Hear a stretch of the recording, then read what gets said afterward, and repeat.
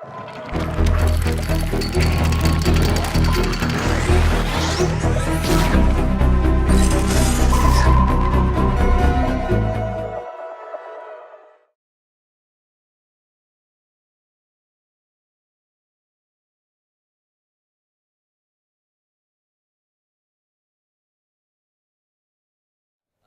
afternoon, everybody.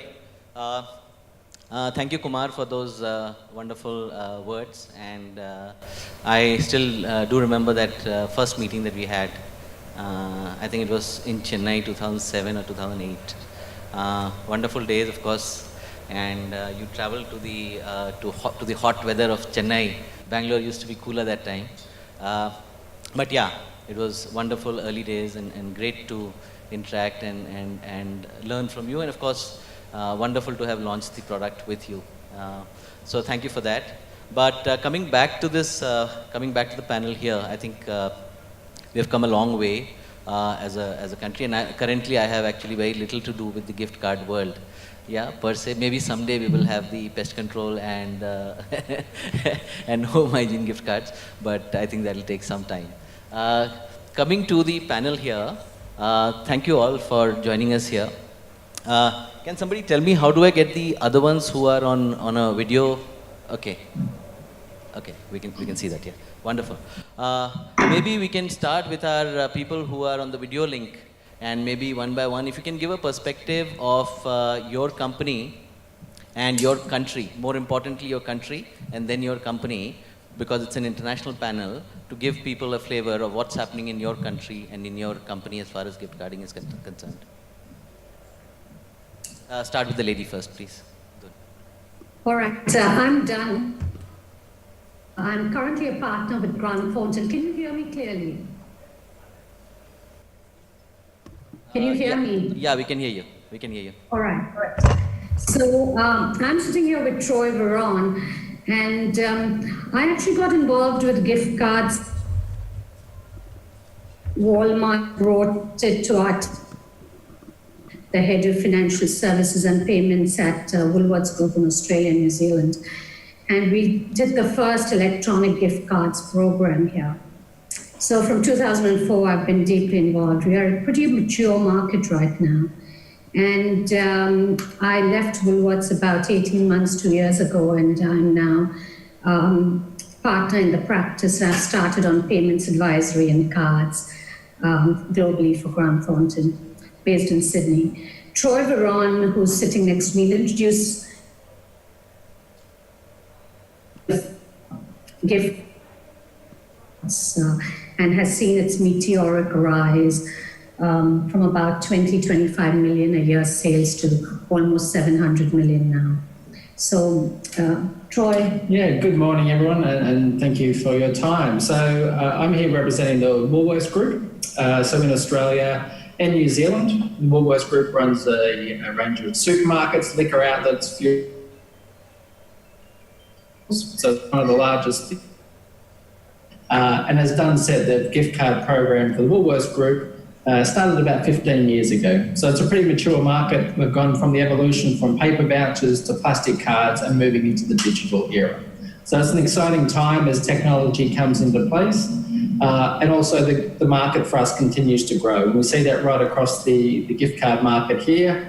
With the introduction of Gift Card Mall, open loop products is the gift card market in Australia continues to grow.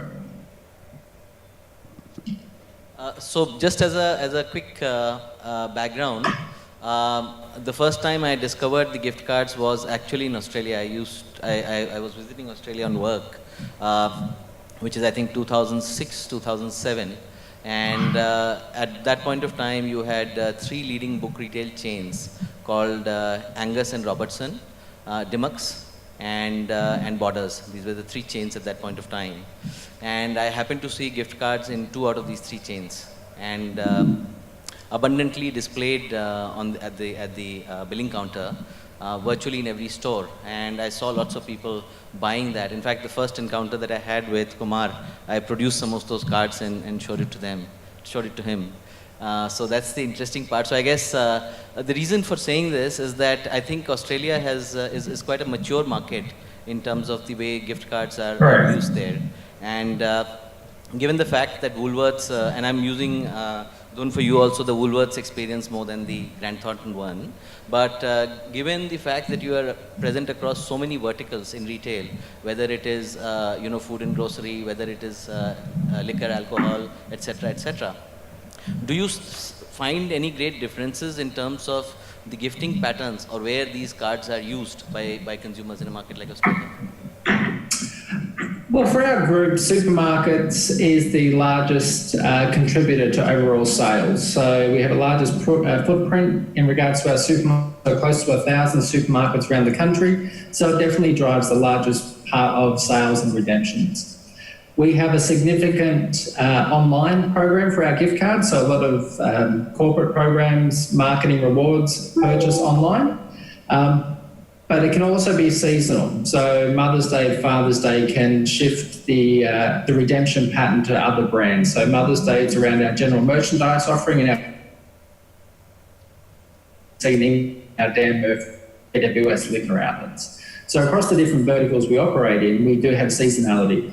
But generally supermarkets is our main footprint, and that's where most of our business comes through. So one thing I can say is, having started the Woolworths Group,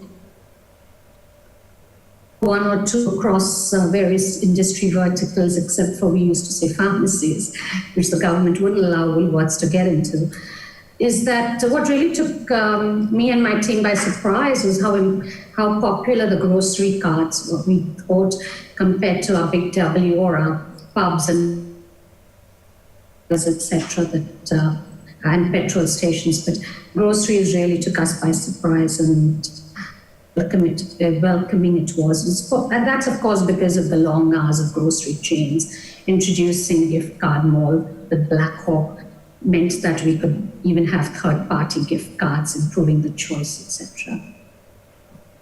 And taking out that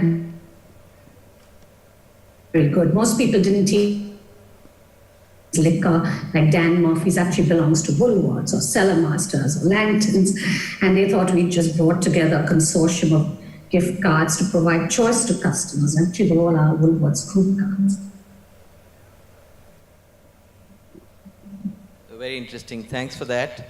And coming to the panel here, the reason, Anton, for starting this with you is that I'm very fond of World Cup, and the next World Cup is in your country. So can you give us a perspective of the Russian market and what DS is doing within that? So, hello. First of all, I want to say sorry for my English because it's not really good. So, actually, my second language is German, but I think nobody speaks German here, and Russian also. So about gifting in Russia and gifting traditions and about the gift cards market in Russia now. The gifting traditions in Russia are really similar to the Europe, to the United States. So the major holiday in Russia is the New Year, actually, and so Christmas, but I think not so important because during the Soviet period, these religious celebrations were not allowed, actually. So that's why the New Year became the major holiday in Russia. And some other occasions, I think, are the same. Birthday, what else? Wedding, birth of the children. There are two specific holidays in Russia. In February, there is Men's Day. It was actually a Red Army Day. Then it was called the Defender of the Motherland Day. And actually, now every man is celebrating this holiday, and we all became some gifts from women. And in March, there's a Women's Day, and all the women became some gifts from the men. So some gift exchange February and March. What about the market of the gift cards? It is pretty similar to the Indian market, but I think when we look at the Indian market 5 years ago, 5 years back. We got a lot of gift cards now. Many of them are plastic gift cards, and of course, first of all, the big retail companies did this product in Russia. They built their own platforms, their own solutions for the gift cards. But what we see now that the market is really fragmentary because some guys understand what the gift cards are actually are. And they're using EGVs, plastic cards, all that kind of cards, and some companies even don't understand what actually the gift card is. What tells about the Russian market? It's really a B2B market because the B2C segment is not really big, about 20% when we say, and the 80% is a B2B market. That's why we need a good product now for the B2B sales. That's why we are here, and that's why we are partners of Qwikcilver now, because there are no such big and modern solutions in Russia actually for the gift cards. What else? Anton, maybe you can tell us a bit about your business per se, because most of the people in the audience would not be very familiar with your business here. Thanks for that. Sujjath, coming to you, of course, you belong to a group which I think many people would be here familiar with, which is Valiram. And of course, you handle some of the finest luxury brands. So in the, of course, we would want first perspective of the Malaysian market where you operate, but along with that, how does the whole gift card arena differ for the luxury market, you know, whether it's each of the brands that you have, whether it's Kanali, whether it is YSL, so many brands. I think you've got 30, 40, 50 brands, maybe more than that, I'm losing count on that. But how does the luxury market gifting differ from, let's say, what we saw in the case of Australia, which is largely grocery or supermarket? Okay. Before I start, I wanted to say really a thanks to all those panel members in the previous session. It was really great to know, because from Valiram's point of view, we are only moving into digital gifting now. So it's a lot of takeaways from there. All right, so coming back to you. We operate in 10 countries in Southeast Asia, and one of them is also in Russia. So that's why I'm sitting next to you here. Okay. In Malaysia itself, it's a $6.3 billion market, which is around 30 billion ringgit market. Okay, it's, I'd say that in this region, if you see, Malaysia itself has 21 public holidays. It's almost 1 month of the working days. Apart from that, we have been very innovative, very creative in making new, this day and the other days and all these things. So the gifting is really becoming more and more in our region, in Southeast Asia region especially. Right.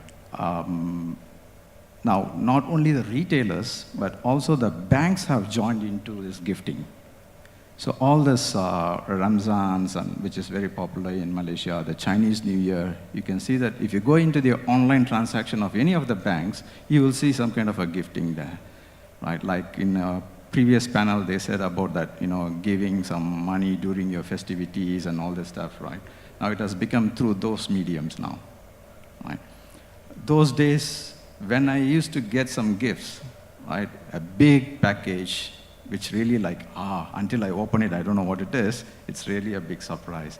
Nowadays, with all those fancy gift cards that we have, electronic or printed and everything, the way of presenting is becoming, very, very more innovative now. So from the idea of opening and seeing it, whether it really is usable for me or not, but by looking at the size of it, we have been happy during that time. Nowadays, I know that the gift card means many different things. All right. Coming back to the point of high-end segment, because in our company, we sell from Kit Kat to diamonds, all the segments. Right.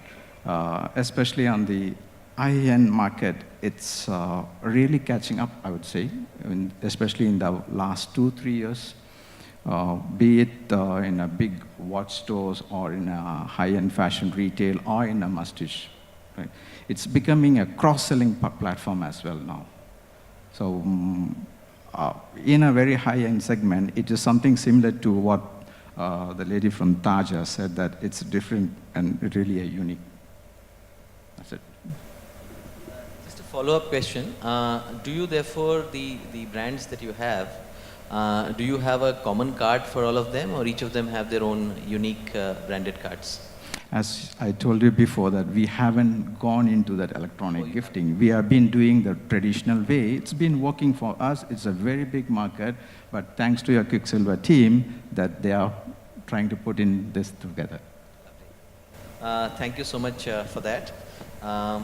And just in terms of why category is important for gift cards, so one of the things that we, even in I think 10 years, 11 years back, we discussed. That time I used to run a company called Landmark.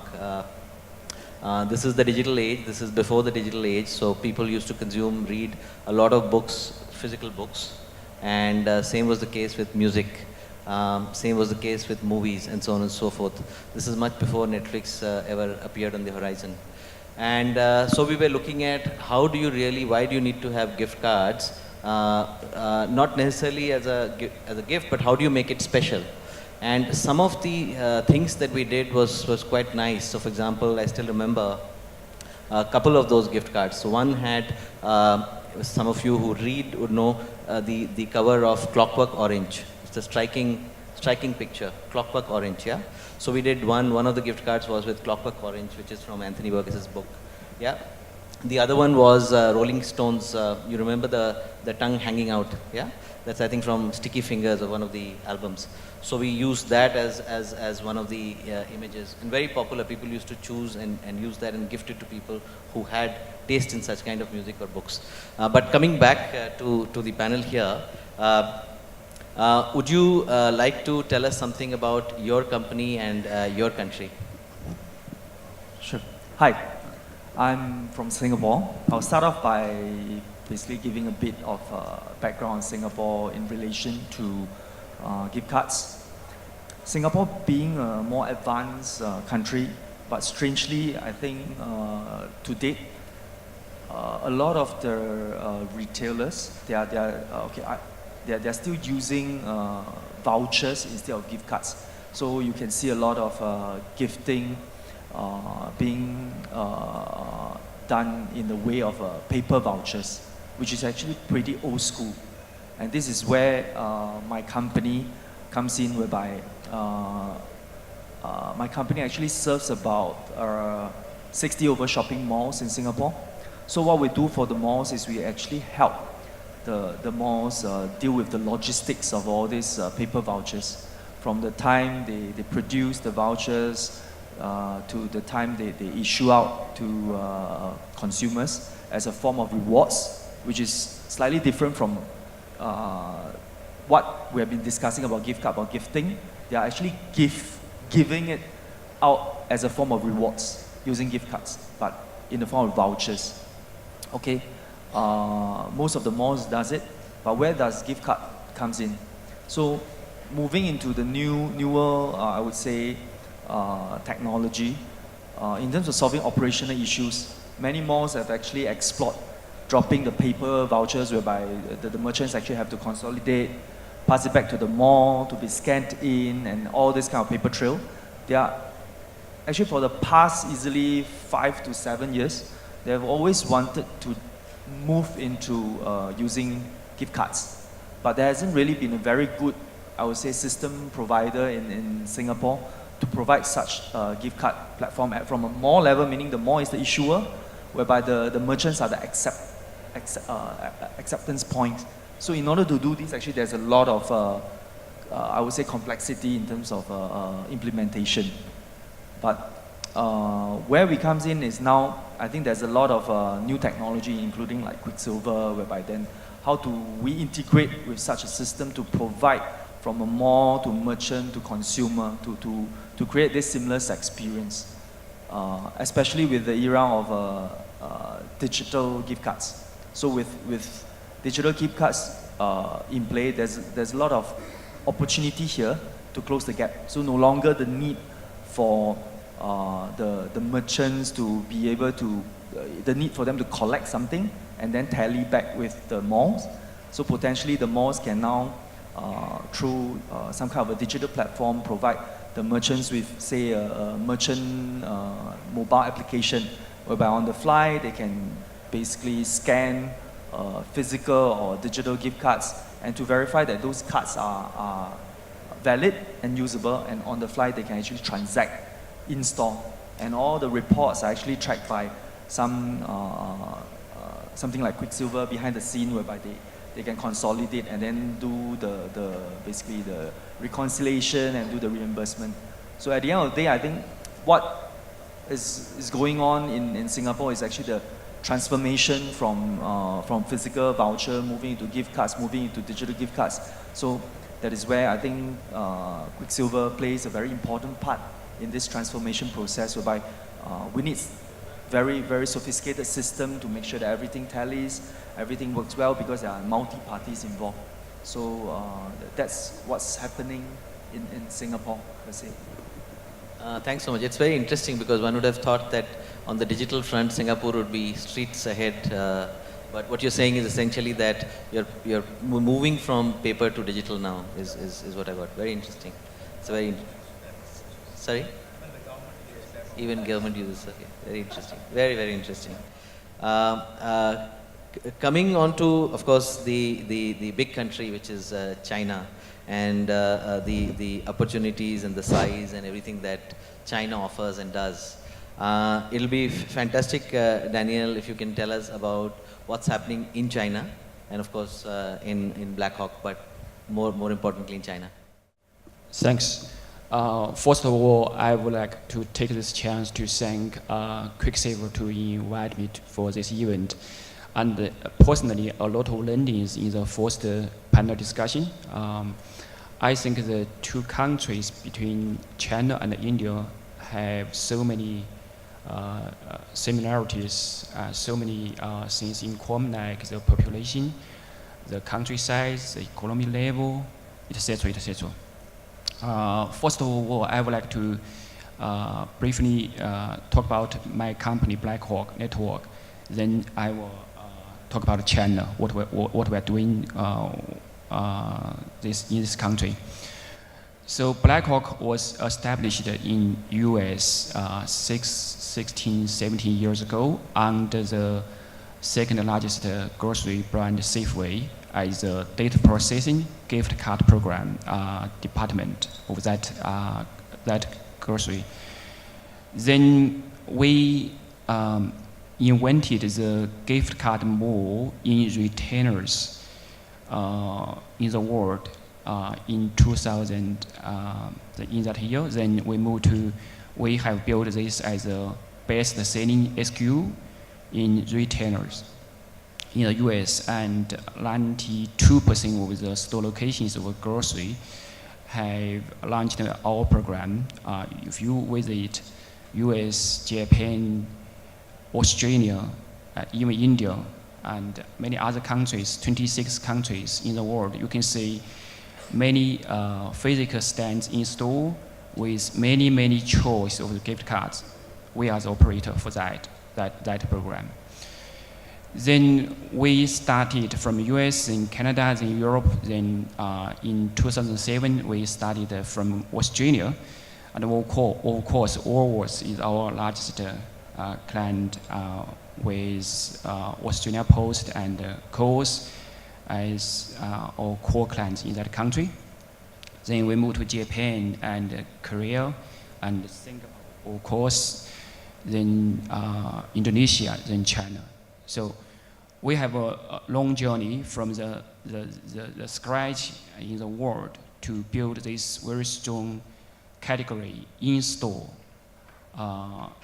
70 years ago. Then 4 years ago, because this morning I heard a lot of interesting points regarding the B2b, B2C, regarding the digital, physical, regarding the payment and the prepaid settle.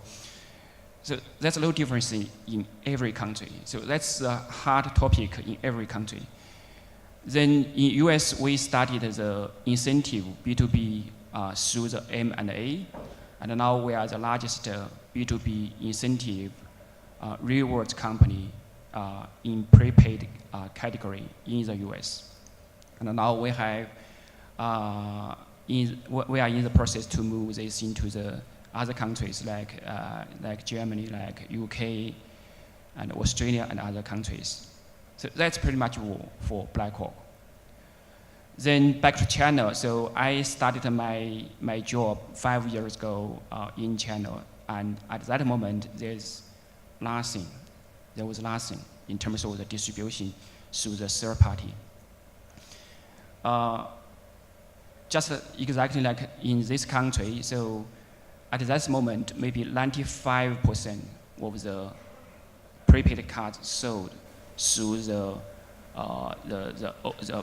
bank's own outlet, website, mobile, and the box offices, etc. So basically, that's a landscape. Then we started to cooperate with the groceries, convenience stores, and other physical stores. And now with another market player together, we have around 20,000 physical store locations. This has covered all the provinces in China. So not just the very rich East Coast area, also covered all the provincial cities and the tier 2, tier 3 cities. We have built that network. That's a milestone 1. Then after that, we cooperated, we partnered with all the key brands in China, like the e-commerce company, like this morning we mentioned the Tencent. So we have a Tencent Music card, like JD.com, which is the equivalent size like Amazon, right? And we have C-Trip, the largest travel agent company, and we have many grocery cards as well as department store cards. Together, we build that category in store. So that's a milestone 2.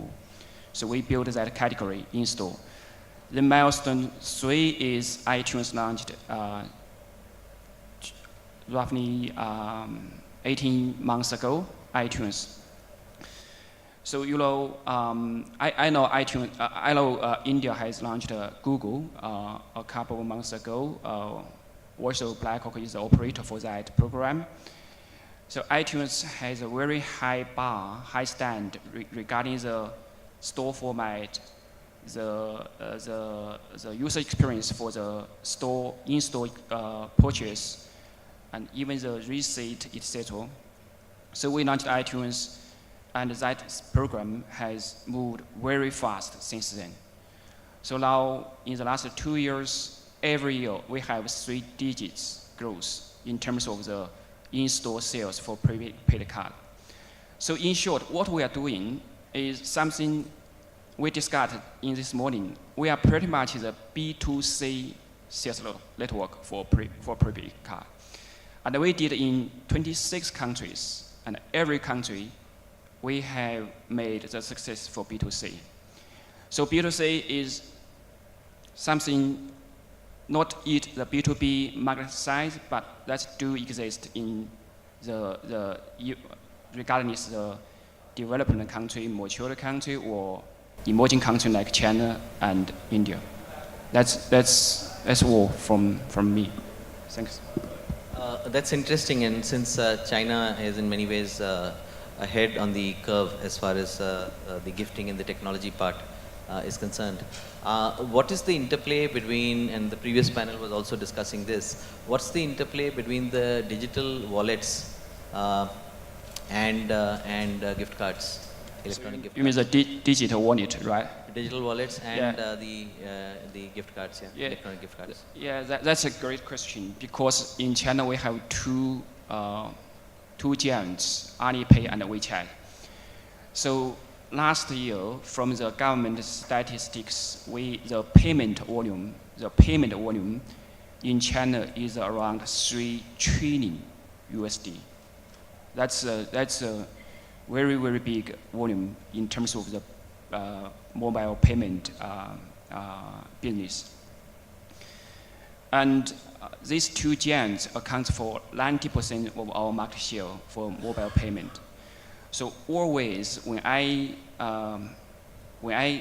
come to every biggest partner, this is the first question I was asked.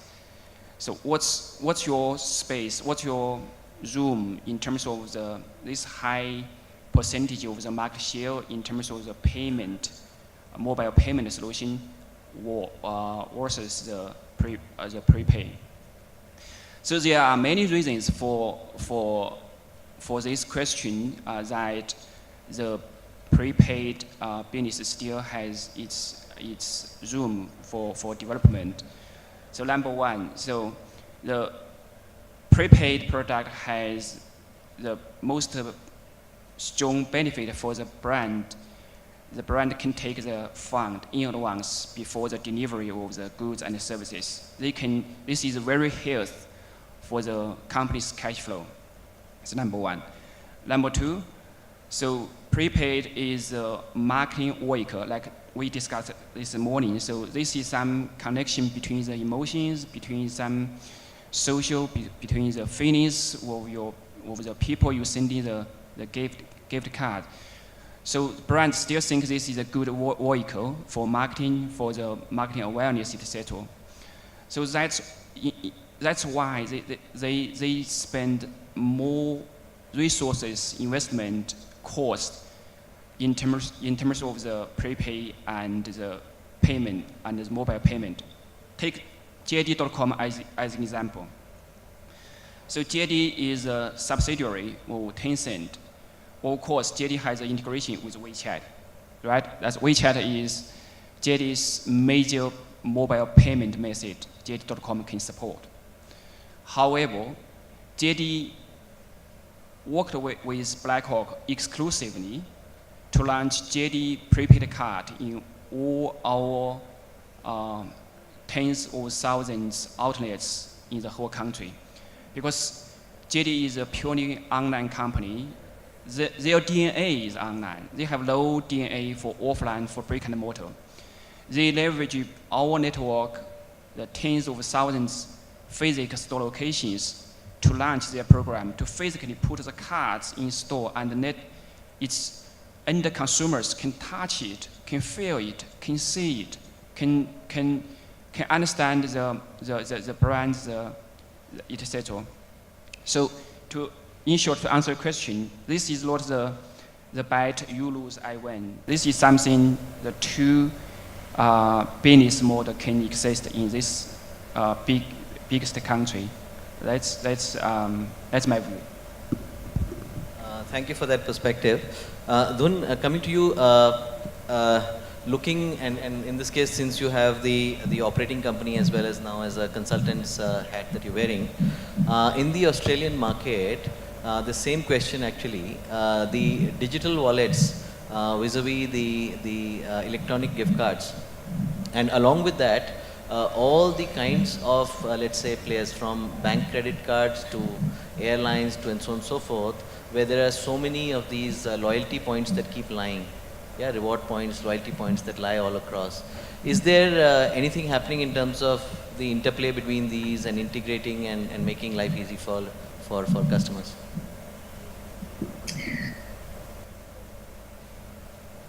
In terms of digital, it's really not taken off in Australia. We have Apple Pay and Google Pay, but I think Australia going ahead and making contactless ubiquitous really made it very much more difficult for digital wallets. So digital wallets really, like Apple Pay, Google Pay, etc., do well because they allow the mobile phone to be used for tap and go. At least at the basic level, that is their big USP. But in Australia, when in fact it was Woolworths that did a global deal and put you contactless around the country, And 92% of all transactions now in this country are contactless. It sort of took away the big strength of Apple Pay or Google Pay to be able to put on a phone and do tap and go. So digital wallets is yet, because over here they are just payment rather than including loyalty programs and offers and rewards, is not really a very strong value prop right now. Generally, just wanted to mention, and Troy will add a lot more, is that we have the pure gifting, but we also have very good, strong self-use, which is where through Groupon you get discounts, you put it in credibility, HR programs for corporate recognition programs, and in terms of B2B and corporate, where you put it in staff clubs, etc. In fact, 75–80% of all sales are now in terms of self-use from these Groupon, Scoopon type programs and B2B corporate. The only one thing I will add is that it's got a lot besides marketing recognition. Gift cards definitely give sales uplift, increase the basket size. We know it increases the frequency and recency for customers coming into stores and the loyalty programs that you can tie up with it. I don't know whether you all spoke about government and not-for-profit programs, but in Australia, the government actually in some of the native lands puts out a welfare card where instead of giving, to make sure that you spend it on smokes and cigarettes and pokies and gambling, but actually use it for necessities. But Troy, I don't know whether you want to add something, which may be because we could be a more mature market in terms of gift cards.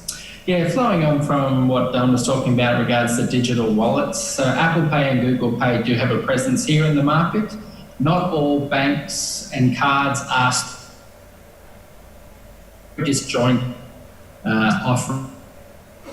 In terms of gift cards, there's no real gift cards into those digital wallets as yet. And further to what Dhun said, because groups like the Woolworths Group or the Coles Group, the largest retailers here, rolled out contactless technology across all their lanes, and the rules in place in terms of the value for tap and go, it's very convenient. Their wallet tap and walk away without having to validate by a PIN number under a certain value. There's definitely roads into the e-gift card market, so we have physical and e-gift cards in our program. A much larger percentage is now being sold via the digital channels, and a lot of that's for that self-use market. So through loyalty and rewards programs or the group, wait the time for the card to be delivered via post. They want something quick and easy. They don't really mind what picture's on the card because they're going to put it directly into, we have an app for our program, which has all the details on there. They can keep track of their balances and transactions. It has the information they need for using the card in store.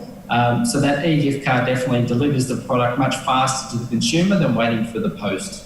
The physical cards in store is still that gifting market. They're buying it at face value. We have a loyalty program through our stores, which you can get points on and things like that when purchases in store, but it's not tied directly to the gift card. But definitely there's that shift towards the e-gift cards or digital gift cards in this self-use market for us.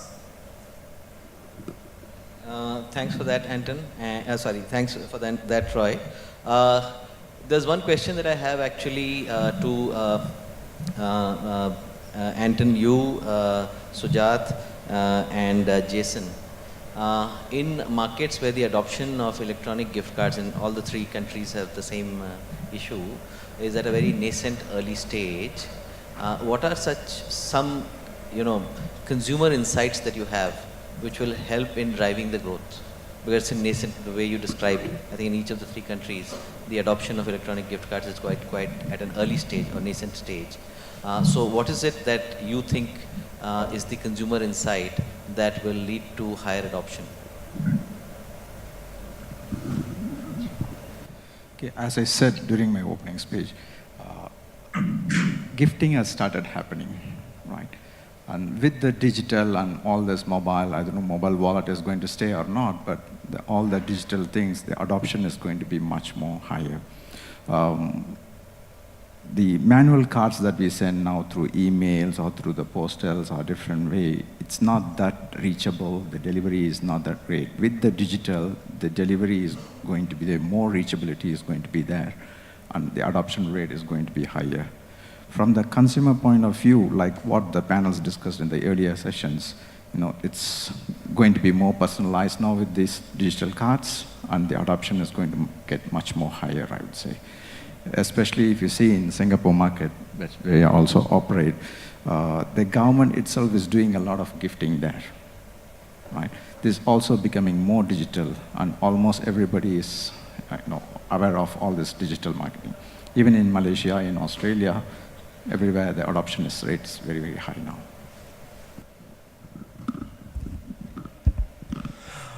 So in Russia, there is actually the same story.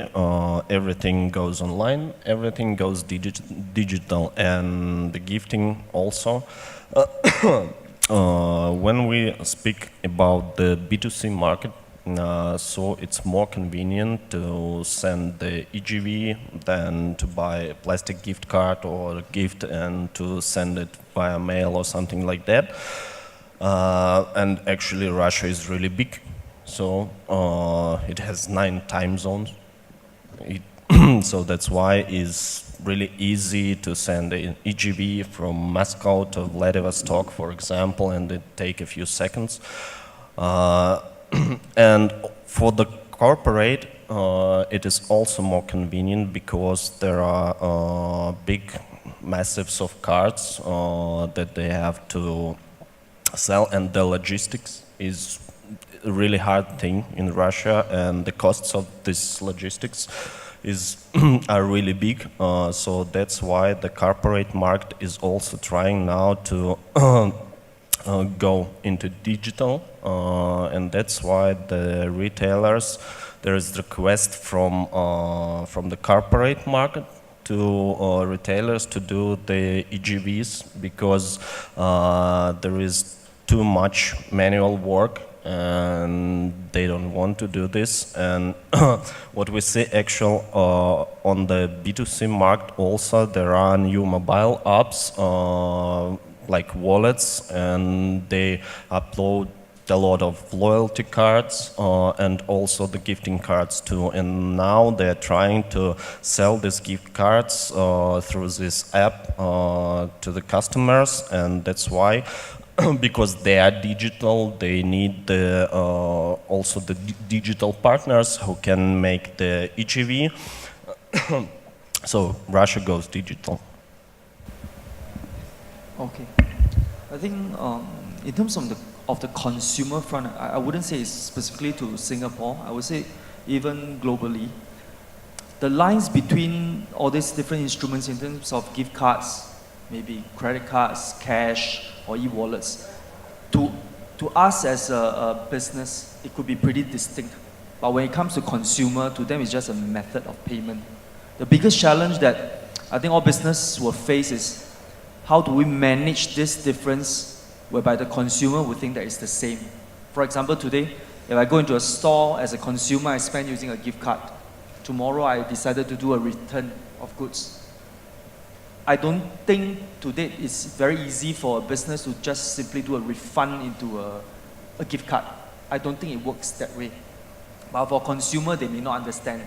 They will think that I paid for something using this instrument, why not you just load the value back into this instrument so that I can use it again. But from I think there's a lot of different consideration from the business front, maybe system, logistic, or even legislation. There's especially, I think, gift cards in some part of the world, e-wallets in some part of the world is not even legislated yet. So from a consumer perspective is how do we manage that process, educate, and also provide suitable, I would say, user experience to, of course, fit the spending, the usage process, yet to allow them to have this consistent, I would say, experience whereby the purchase process, basically they buy something and how it align with other operations like refunds and gifting and all this. I think from a consumer perspective, the biggest thing is how do we manage that expectation. I think that this is going to be a very challenging, but it also opens up a lot of opportunity whereby I think the earlier panelists did mention how to blend in different instrument actually blends, and even different brands, and how do they embrace. I think from a gift card specific, I think what the opportunity lies is where for different brands, you will start to see alliances whereby for consumer, maybe for a specific brand A gift card, I can actually use it at brand B. I would say conceptually for them it's very simple, it's just value. But of course, from business perspective, how do we then cross that kind of value crossing into different businesses? Those are the challenge that we business would face. Yeah. With the manual process before the digital, it used to be a quest. Now we are moving towards a wow experience, I would say. So the adaptability will be much more higher.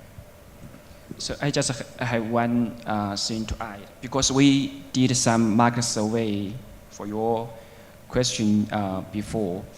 So in Japan market, for example, so for iTunes cards, that's pretty much the self-use brand. So a consumer to purchase a card, the time between the purchase a card and redeem the card is just averagely maybe 1 minute. So in that scenario, the digit is #1 choice for that, because it's no need to waste your resource to do the plastic cards for another format. So the point I'm trying to make is depends on the business scenarios. Like for self-use, work with the convenience, work with the price sensitive, the promotion drives the sales. For business gifting, maybe in some case, the very good artwork, very good design, plastic, with a very beautiful envelope is the best choice to send in the gift. In another case, maybe gifting, the digital format is a better way for gifting. So that should have a complex answer for that. Very interesting. This is, before we open it up to the panel, this is the last question. Troy, to you. Given the background that you have in the number of formats and the history in terms of number of years that you've been operating with gift cards, have you explored and can you share with us the opportunities in the B2b space? Have you explored and is there anything happening in the B2B space? Definitely in our program, B2B is one of our largest channels. In Australia, there's a number of rules around credit card loyalty programs and points, and they're one of our biggest buyers of our gift cards. More so, it's probably anchored by the fact that groceries are an everyday item. So consumers are willing to redeem their airline points for everyday products that they're actually going to use and put to use. So definitely B2B channels are our strong player in be it credit card programs, airline loyalties, HR staff incentive, and general prizes and competitions. Logistically, it's much easier for them as well, as opposed to having a catalogue of goods which they need to transport out and ship to people, which is time and also cost prohibited to them. Gift cards and e-gift cards are much easier to get out unless the recipient go and get something that they want and need. So B2B is definitely a key market. It's continuing to grow for us. New opportunity that market further, especially in the club program. So they have loyalty programs and point programs. That's definitely a key driver for our program here. Thanks so much for that, Troy. Thank you everyone for your wonderful thoughts. The fact that you told us about your countries, your companies and how you're operating, very informative, very useful. And with that, we will open this to audience questions. So if you have any questions, you can ask to any of the panelists here. Regarding the introduction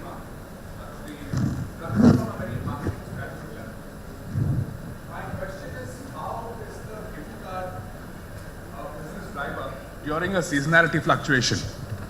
So when you've got your peaks and your troughs during a typical financial year, so how does the gift card act as a business driver during the typical troughs?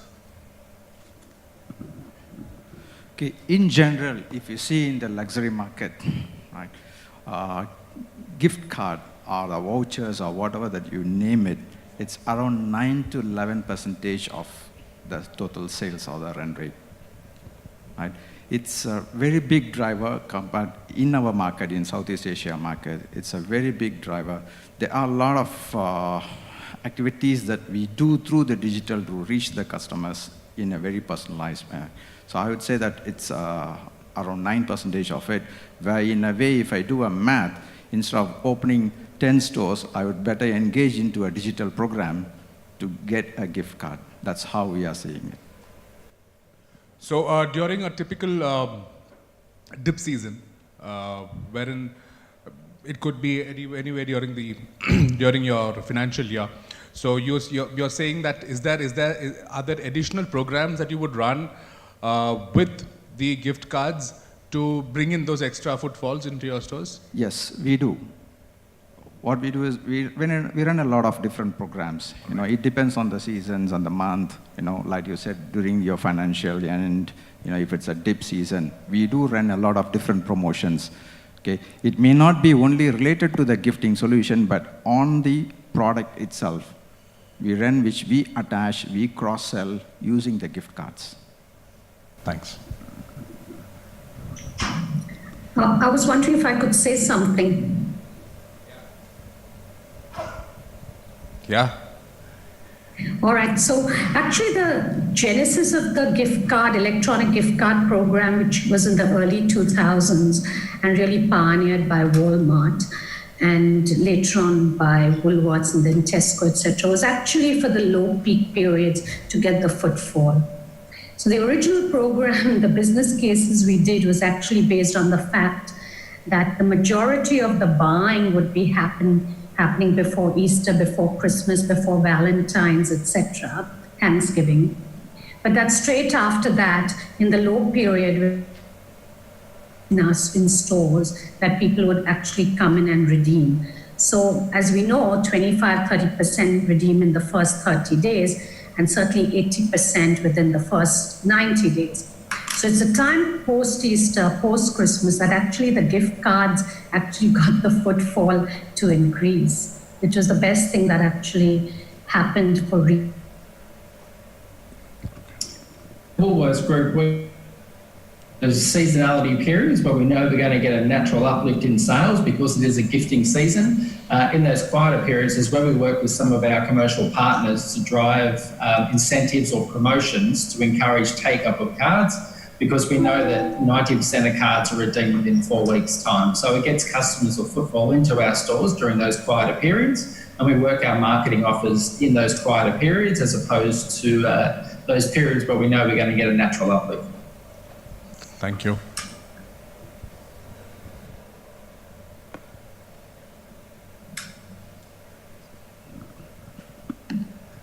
Hello, everyone.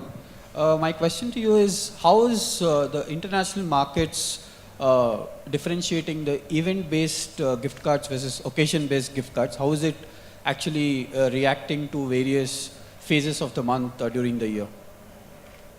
Okay.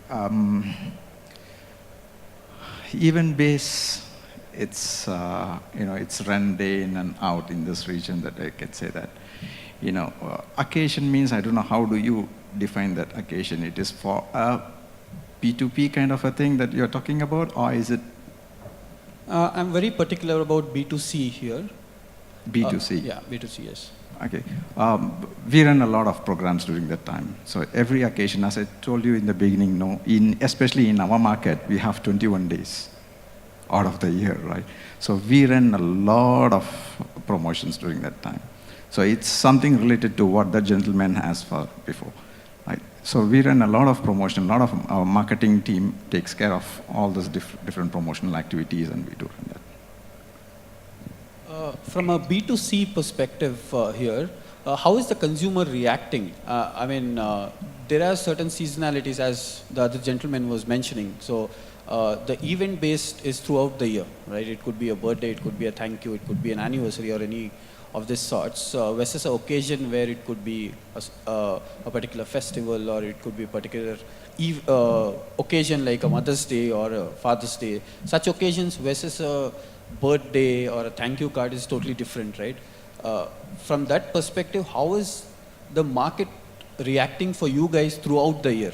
Obviously, there are ups and downs during the months because of the occasions, but otherwise, events should be almost going on a similar lines, right? Yes, true. As long as I don't destroy my brand by giving in more discounts and more promotions, by only engaging the customers, bringing them into my stores, by doing other way of gifting it, personalizing it, I think it is going to work. So whether it is a season-based or it is a co-product across every so the marketing strategy that we run in terms of gifting or cross-promoting, we make sure that it doesn't damages our brand, but it's also from the customer point of view, they don't wait only for us to be discounting, right? So we don't want to create that habit of the customer that they wait to buy in a X brand or X store only when there is a discount. So we make sure it doesn't happen in that way, and we promote, that way. I hope I have answered you. Yes, partly. Thank you. Yeah. Can't see any more hands. So thank you everyone for your time and for your insights. Thanks a lot.